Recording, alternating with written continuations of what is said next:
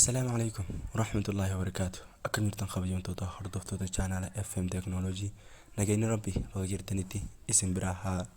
قوت ويجا الرأس فيديو تكان سنين قبل في شدة فيديو تون أكما بيكمو أكما إجانيس أجراجرتن واي فاي خنياتي والقبط واي فاي تي خنياتي والقبط غيرو جنو تركان فيلي أفر خواي فاي خنيا أكا إني هندد من يوخين واي فاي خنيا بيزي هنتاني كودان كيسا إسين ببريدو أفر قبلني إسين دفني جراي شود أكما بيكمو خبيجمتو هردفتو خنيا فيديو كون أكيسين برباجيسو أكسما أكيسين جمعتيسو في إسن الرابرتني رافي دمتن أبدين كبوانتي فيديو خنا أبلين كيسن برانك وداف لايك توكاي سنين جنة لايك تكون نما ينركسو وانتي أكسما نجنا رابرتني نتيس فيديو لي أكنا خنا رابر بريدو أكسما خنبر خنا إسن فيدو إسن برسيسو ين يانو إسنيف كابتشوف أكر قاقوم سكودنوف channel خنا subscribe كودا نجنا رابر سنين جنة osoo yeroon gubin waliin gara viidiyoo teenyaa hayeega qabiyamtoota hordoftoota akkuma beekamu ummanni yeroo hedduu YouTube irratti wifi keenyaa akkamitti isaffisa idaanaa jira hedduu waa'ee DNS sifa kanarraa waa'ee hedduu ummanni babaasan wanni akkana jedhamu hin jirtu qabiyamtoota hordoftoota keenya gabaabumatti jechuudha wanni isinii himuu barbaadu bakka tanatti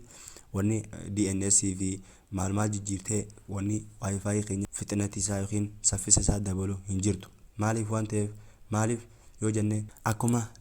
beekamu jechuudha teeleraa wanni nama kannamu megabyte per second dhaan isin kannamu waan ta'eef megabyte san akka ati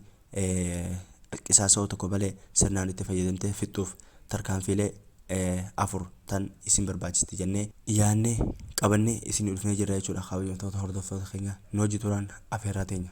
hayeega qabiyamtoota hordoftoota keenya tarkaanfiilee afran keessaa tokkoffaan routera keenya boqonnaa kennuufidha kana jechuun ammoo boqonnaa akkuma ilmi namaatu boqonnaa yookaan yoo xiqqoo rafee yookiin waan isa hafuura fudhachiisu godhe malee xiqqoo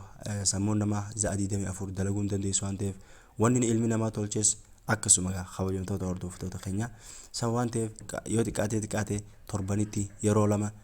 boqonnaa kennuufii qabdan boqonnaa kennuufii qabdan yeroon jiru torban keessaa guyyaa lama guutuu osoo hin taane za'a lama sadii afur yoo boqonnaa fudhate hamma isin bakka biraa jirtan jechuudha gahaadha qabiyamtoota hordoftoota keenya garuu ammoo sa'aatii 24 guutuu banaa tahee ifaanis itti dhufee ifaanis itti kutee kana yoo ta'e routerri keessan booda rakkoo isinirra fidaa jechuudha yookiin ni gubata yookiin akka tokko tahaa jechuudha qabiyamtoota hordoftoota keenya kana waan ta'eef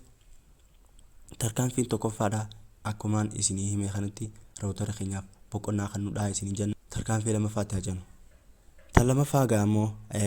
wifi keenya maqaa isaa jijjiiruudha qabiyamtoota hordoftoota keenya kan viidiyoo dabre isinii dalagne jechuudha wifi keenya maqaa dhohoysuun ammoo maaliif nu fayyada jenne namoonni adda addaa yeroo wifi keenya search godhan wifi hin jiru waan ta'eef numa qofa fayyadamaa jechuudha kuni ammoo wifi keenya namoota coverage guddaadhaan akka wifi keenya busy hin taane nurraa ittisaa jechuudha nuti malee yookiin namoota nuti maqaa fi gosa security fi akkasuma password wifi keenya namoonni nuti neeneefitu akkasitti itti fayyadama waan ta'eef kunis busy ta'uu wifi keenya ni hir'isaa jechuudha qabiyamtoota hordoftoota keenya kana ammoo viidiyoo link isaa description irratti isin gadhiisa description irraa isin kaaya waan ta'eef achirra tuutanii laaluu dandeessanii jechuudha warri wifi keenya akkaataatti maqaa isaa dhohoysinu warri hin laalin jechuudha kana fakkaatti tarkaanfii lamaffaa jechuudha kasadaffaatti haa jennu wifi keenya akkaataatti busy ta'urraa baraaru yookiin akkaataatti akka sirnaan nu dalagu goonu keessaa inni sadaffaadha jechuudha password wifi keenya yeroo yeroodhaan jijjiiruudha kana yeroon jiru password wifi keenya yoo xiqqaatee baatitti yeroo takka yookiin baatii lama yookiin ji'a lamarraa yeroo takka jijjiiruun barbaachisaadha maaliif yoo jenne namoota adda addaatu nu bira dhufee wifi keenya fayyadamu waan taateef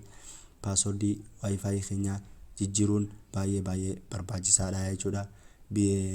routerri keenyaa fi akkasuma wifi keenya akka busy hin taane manage nu godha jechuudha kabajamtoota hordoftoota.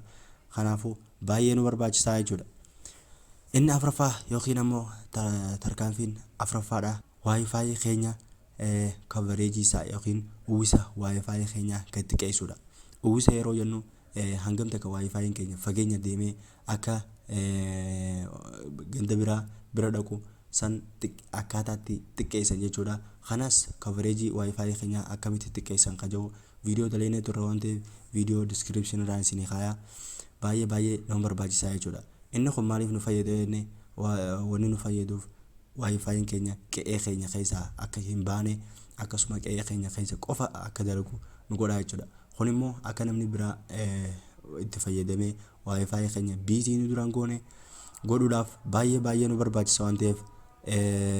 tarkaanfii baay'ee barbaachistu jeetiin isinii qabadhee dhufe jechuudha kabajamtoota hordoftoota keenya. Viidiyoon keenya kanarraa kana fakkaate kabajamtoota hordoftoota chaanaala FM Technology. Viidiyoo kana warri like godhuu irraanfatan like godhaa akkasuma chaanaala kana subscribe godhaa nu cinaa dhaabbadhaa isiniin jenna. Yaada qabaattan tirannoo barreessaa hanga viidiyoo biraatti wal agarrutti. Assalaamu alaikum wa rahmatullahi wa barakaatuh.